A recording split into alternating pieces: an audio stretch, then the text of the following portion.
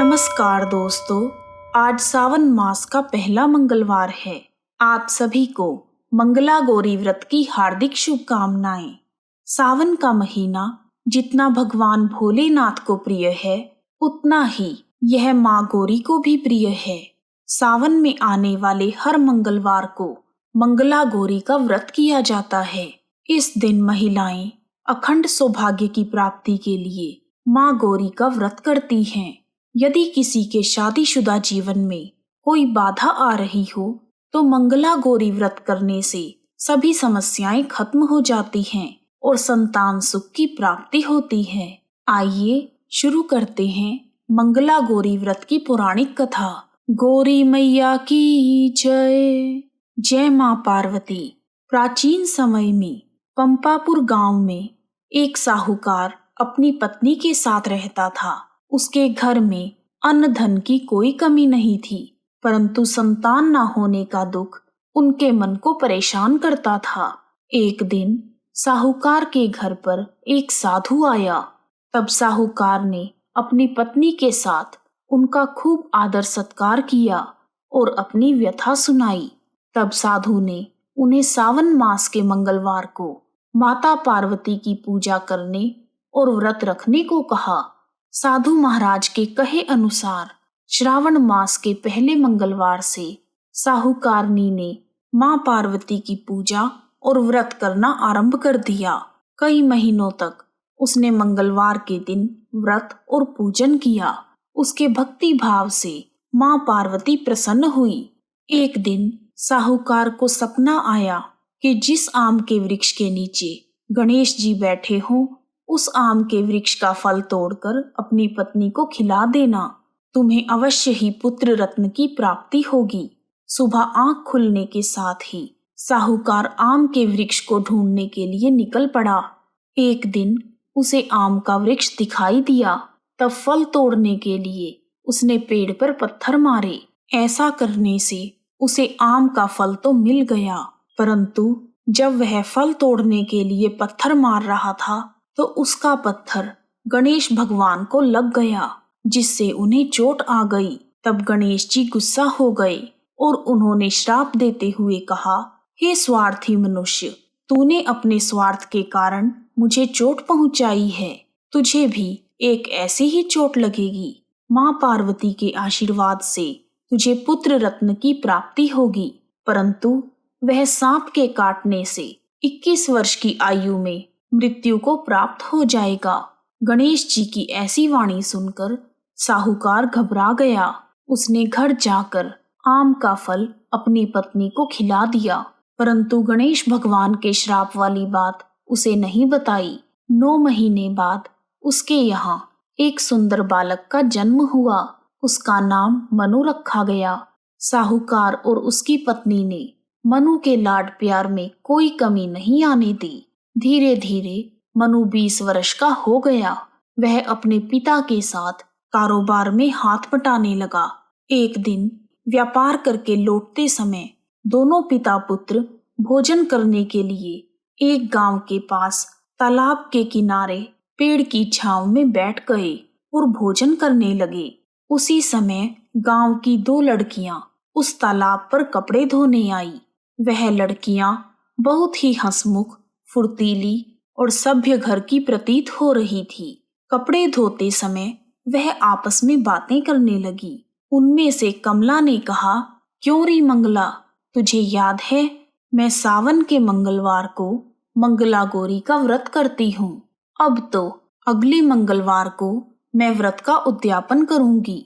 इस व्रत को करने से मुझे सुयोग्य पति मिलेगा और मैं सुख चैन से रहूंगी।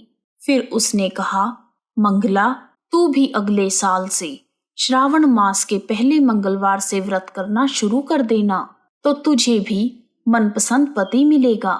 इस व्रत को करने से पति की आयु बढ़ती है। कमला की बातें सुनकर मंगला भी मंगला गौरी का व्रत करने को राजी हो गई।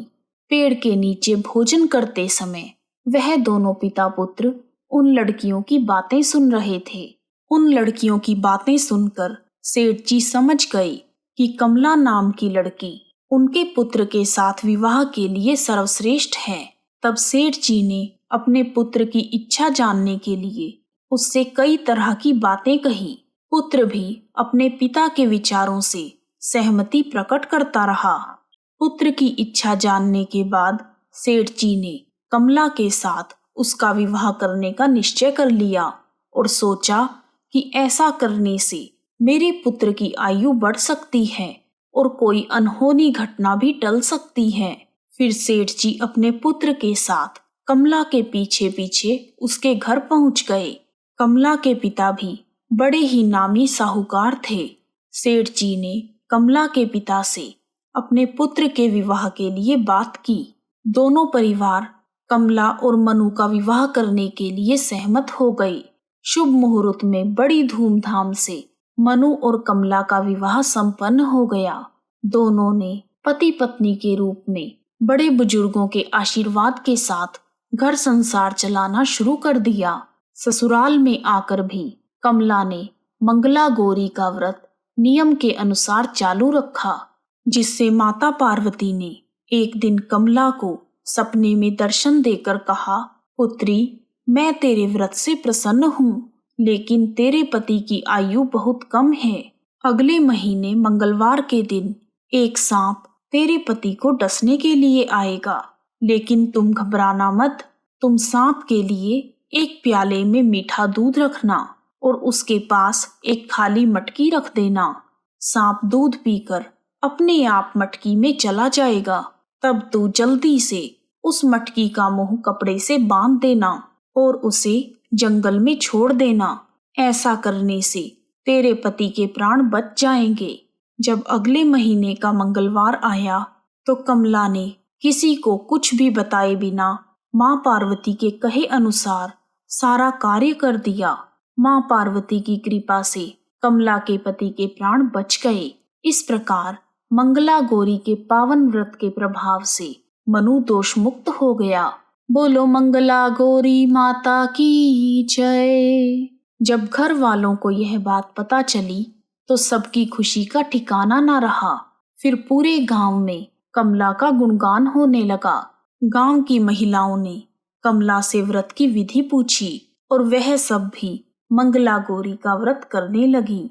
कमला ने अगले मंगलवार को विधि विधान से मंगला गौरी व्रत का उद्यापन किया और ब्राह्मणों को भोजन करवाने के बाद दक्षिणा देकर उनका आशीर्वाद लिया। इस प्रकार मंगला गौरी व्रत की कथा पूर्ण हुई।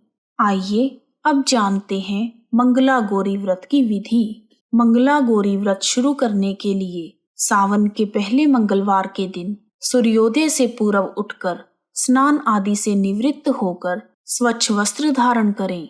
फिर एक चौकी पर लाल रंग का कपड़ा बिछाकर माँ गौरी की फोटो या मूर्ति रखें। उसके बाद मंगला गौरी व्रत का संकल्प लें और आटे से बने हुए दिए को जलाकर षोडशोपचार से माँ गौरी का पूजन करें। इस दिन एक ही बार अन्न ग्रहण करें और पूरा दिन माँ पार्वती की पूजा करें। पूजा में माता पार्वती को 16 श्रृंगार का सामान अवश्य अर्पित करें। पूजा करने के बाद माँ पार्वती की आरती करें। इस प्रकार मंगला गौरी व्रत कथा और पूजा विधि पूर्ण हुए। कहानी सुनने वालों का भी भला और सुनाने वालों का भी भला। यदि आपको वीडियो पसंद आया है तो कमेंट बॉक्स में जय माँ गौरी लिखना ना भूलें। आप सभी का हार्दिक धन्यवाद। जय हो गौरी माँ तेरी, जय हो गौरी माँ, अखंड सुहागन जय हो गौरी माँ।